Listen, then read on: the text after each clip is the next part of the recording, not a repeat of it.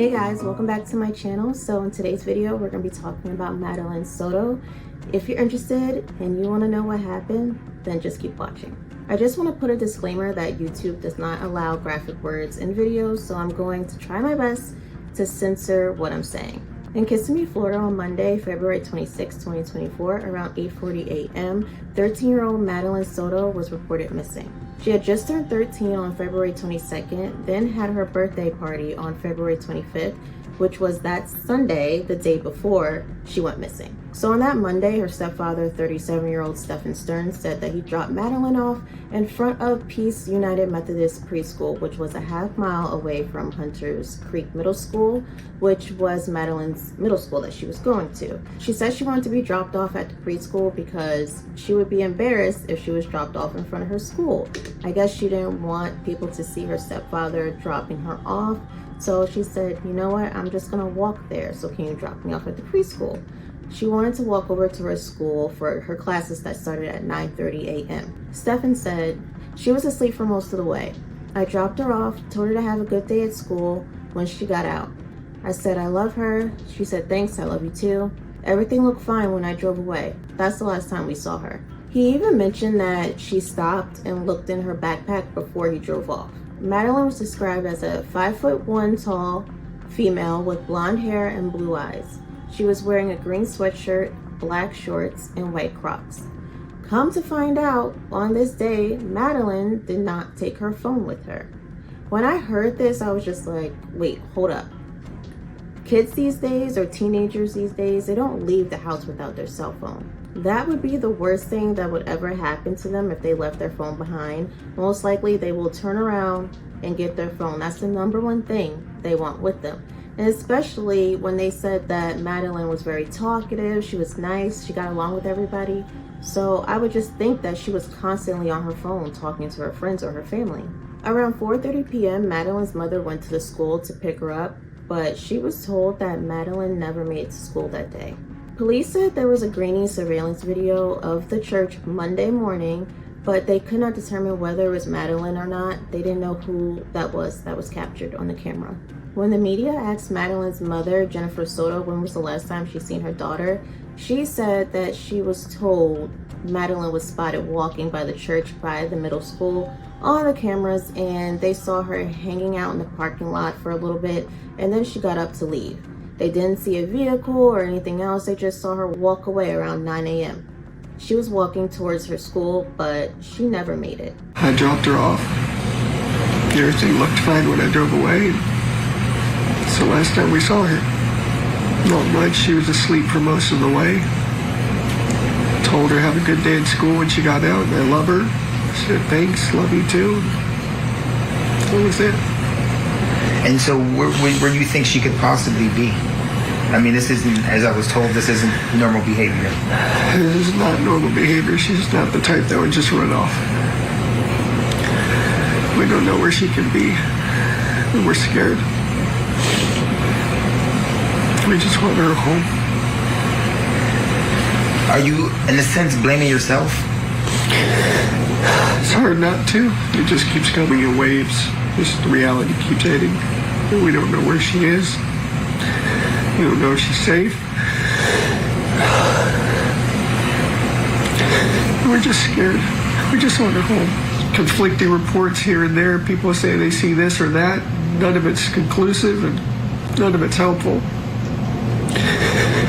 We just want our baby girl back. We dropped her off at school, close to school. She wanted to walk the rest of the way. Yeah, she was spotted walking by the church, by the middle school on the cameras. They saw her hang out in the parking lot for a little bit and then get up and leave. They didn't see a vehicle or anything else. They just saw her walk away around 9 a.m. heading towards the school, but she never made it. Is this normal behavior?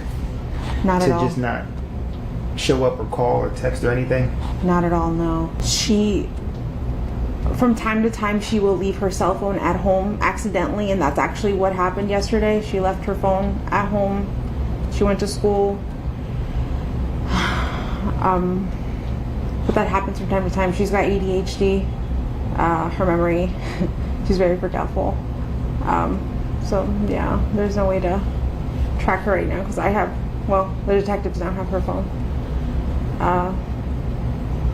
But this isn't normal behavior now. Madeline's family believed that it was unusual for her to be dropped off a few blocks away from her school, for her to not be in touch with her family during the day. They just thought that both of those things were very unusual. The next day, the police released an announcement about Madeline's disappearance.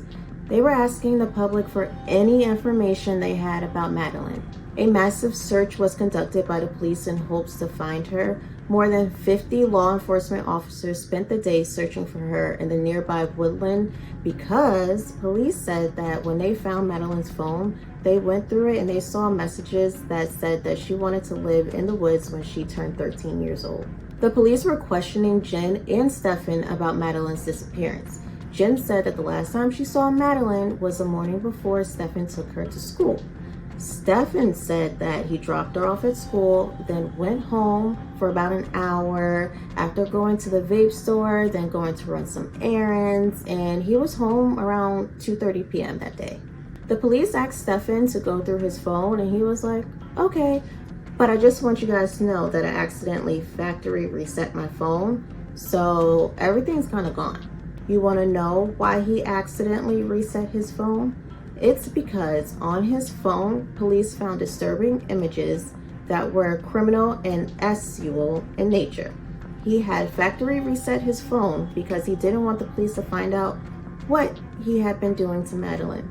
There was evidence showing that Stephen had been SAing Madeline for years. They found images going all the way back to 2022. In the pictures / videos, you can see Madeline's upper area, her lower area, her back area. You can also see her mouth being used for an act by Stephen, if you know what I'm trying to say here. It was just horrific. The things that were going on, it was just disgusting. From the pictures, the detectives were able to pinpoint that the crimes they saw happening in the photos were taken in their home. Apparently, Madeline had been suffering for years. This man was living in her house doing these horrific things to her, and no one helped her. The police arrested Stephen and held him on no bond. Stephen became the prime suspect for Madeline's disappearance. He's facing charges of sexual battery and possession of child SA materials. Stefan Stearns is in jail on charges of sexual battery and possession of child pornography. And this afternoon, we obtained one of his search warrants. And according to the document, Stearns spoke with investigators after Soto was reported missing last week. He told investigators he was fine with them looking through his phone as part of the investigation, but told them he had accidentally performed a factory reset on it just the day she disappeared. Now, despite that, investigators say they were able to find pictures and videos showing he Madeline repeatedly as far back as August of 2022 when she was 11, and that the abuse happened in the house where he, Soto, and her mother lived. They already had evidence that he had abused her after she turned 12. During a news conference, the police said they were confident that Stephen killed her at their home and moved her body somewhere. Like I said in the beginning, on the day they reported her missing, they said that she was last seen on her way to school.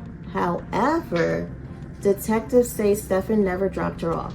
That day, Stephen could be seen throwing Madeline's backpack and her school-issued laptop into the dumpster at their Kissimmee apartment complex around 7:35 a.m.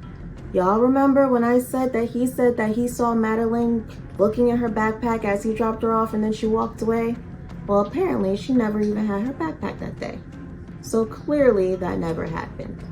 Afterwards, at 8:20 a.m., his car was caught on camera with Madeline's body in it.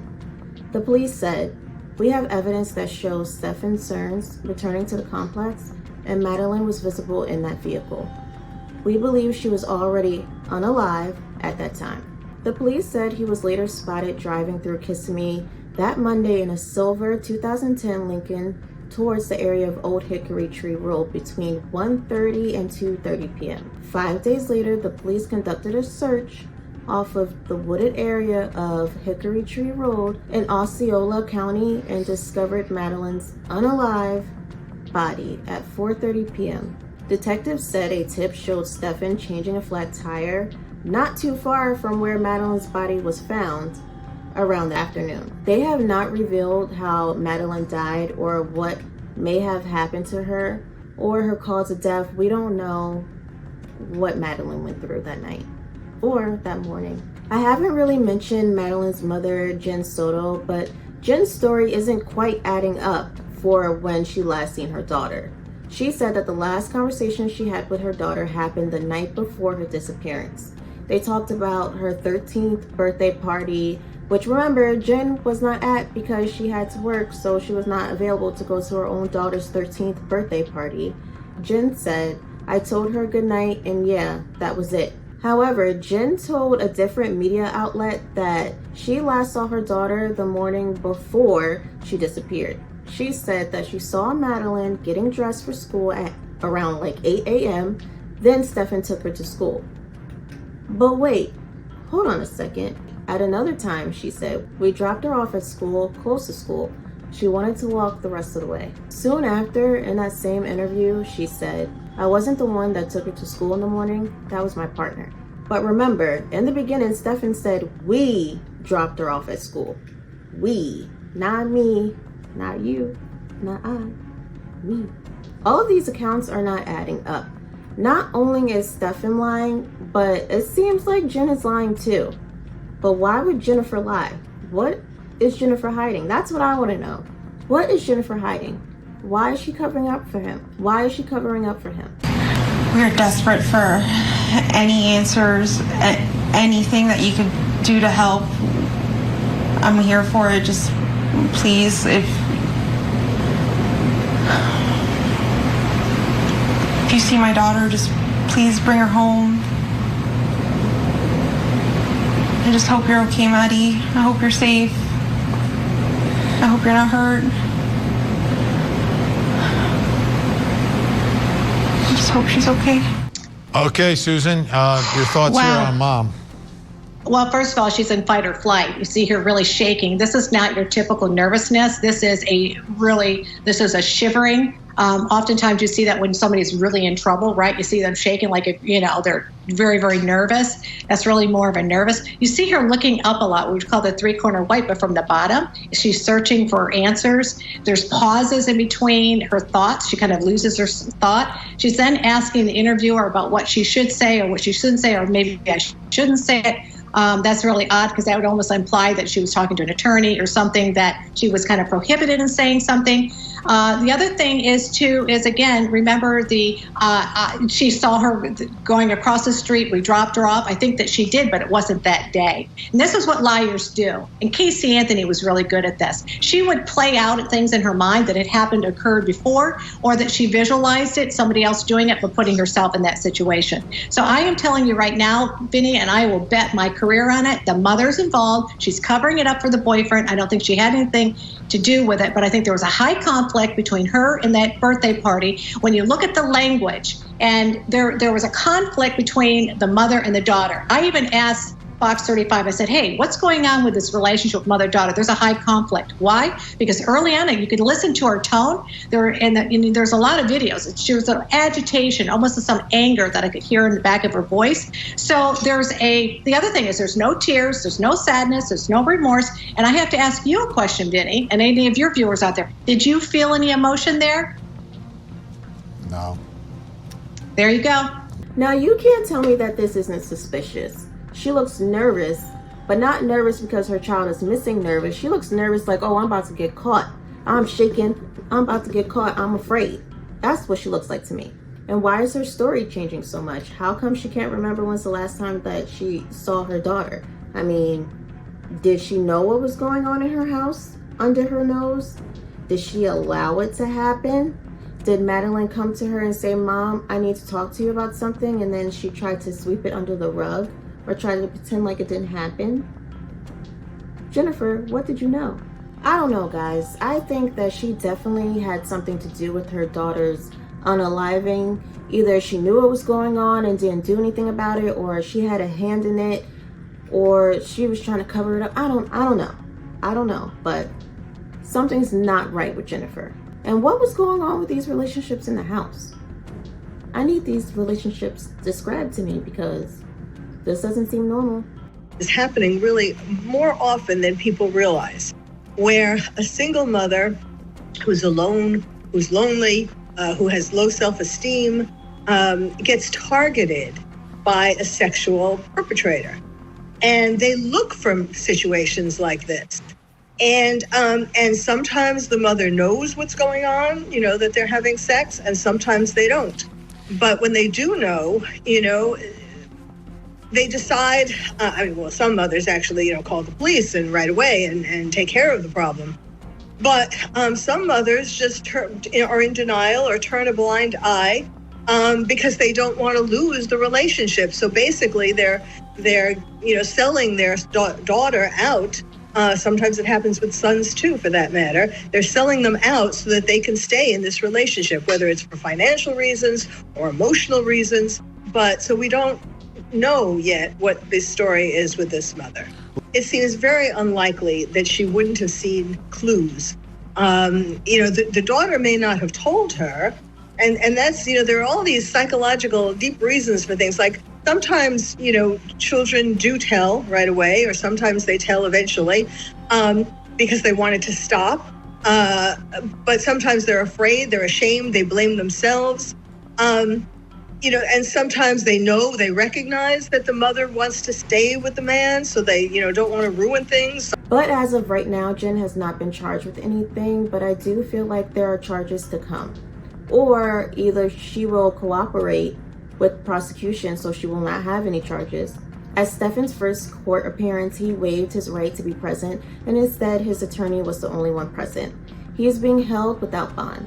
Now, during this, the police accidentally released a confidential crime scene photo to the Instagram page. The caption below the picture read, "Great day with our seniors," followed by an emoji of a smiling face with a halo around it. It was a photo of Madeline's body and clothes she was last seen in. The photos were immediately removed. It was learned from Stefan's Facebook that he was a cast member at Disney. If you don't know what this is, it's a person that actually works for Disney, like a Disney employee. But the Orange Reporter put out a statement saying, despite information on the Facebook profile belonging to Stefan Stearns, he was not a Disney cast member, officials confirmed. Now, they didn't say that he wasn't a former cast member, so I'm still wondering why he would put that on his Facebook. I mean, it's not like he would just put it up there randomly. I feel like maybe he did work there before, and that's just weird, creepy, because clearly he likes to be around kids. Madeline went missing the day after her 13th birthday party, which probably means something happened to her the night of the party or maybe the morning after. There are so many things that I think that could have happened to her. Was her stepfather jealous of something that happened during her party?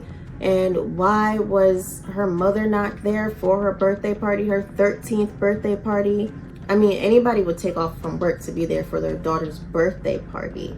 Am I wrong? I just feel so terrible for Madeline. I can't even imagine the terrors that she went through, the horrors that she went through. And maybe she wasn't even able to talk to anybody or get help or express what was going on. Maybe she was afraid or she was scared, or she didn't want her mom to lose out on what she had. Maybe she was financially dependent on him. Maybe this was their security. I don't know. Or maybe she did tell her mom, and maybe her mom didn't do anything. I don't know. I just want to leave off with this statement from Charlotte McCullough, a licensed marriage and family therapist. She said, "Some family members or some parents feel they're doing everything that they can to protect their children, so it doesn't come to mind to even ask those questions." She also said, "There can be certain indicators that something can be happening with your child. When your child shuts down or becomes withdrawn, that is a time to lean in. Not from an aggressive perspective, but from a caring perspective. And just talking to them, normalizing talking to your teens about everything, including abuse, specifically SA. Things like mistrust, things like not wanting to be alone with a certain person, things like knowing about things that's inappropriate for their age." I thought that was a very valuable statement, and I just wanted you guys to to hear it so you can be aware of what to look out for. Oh, and I just want you guys to know that this information that I got for this video came from affidavits. The first affidavit was heavily redacted. The second affidavit was also redacted, but not as much, so we don't know all the information that's out there. Of course, the police have all the information, but we only have snippets of it. And there will probably be a lot more coming out once it gets closer to trial, if he doesn't plead guilty. But I mean, why wouldn't he plead guilty? Because look at all this evidence. But you know how some people are. I digress. As of right now, Stephen has not been charged in connection with Madeline's death, but clearly we know he's the culprit and he's the main suspect. He is only charged with 2 counts of sexual battery of a minor, including 1 count of capital sexual battery on a minor under 12, which has a maximum punishment of a death sentence. So after I finished filming this video, more information came out about Stephen. We learned that he has been a part of Madeline's life for at least 6 years.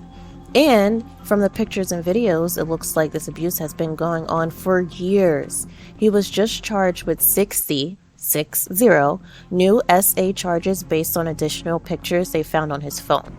Remember, guys? Remember the phone that he factory reset? Yeah, they found some more pictures. These charges include 8 counts of sexual battery on a child under 12 years old, 5 counts of sexual battery with a child 12 to 18 years old, 7 counts of lewd and lascivious if you know what I mean, and 40 counts of unlawful possession of materials depicting sexual performance by a child 10 or more images.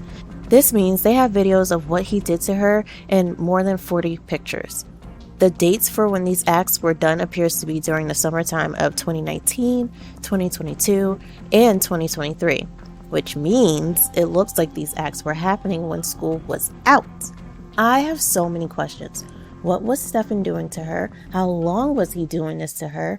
Why was he taking pictures? What was he doing with the pictures? Was he sharing these pictures with other people? Did he not think he was going to get caught? How was he able to keep her quiet about this? I want to know the answers. So that is all I have for this video, guys. Thank you for watching and listening to Madeline's story, and hopefully we'll find out what happened to her and we will get justice for her. And I think Stephen did it clearly, and I think that Jen had a part in it. Either she covered it up or she did something, but I think she knows something and she just isn't telling yet. So hopefully we get justice for Madeline, and thank you for watching. Don't forget to like, subscribe, and comment what you think. What are your thoughts? What are your theories? Let me know. Thanks for watching, guys. Bye.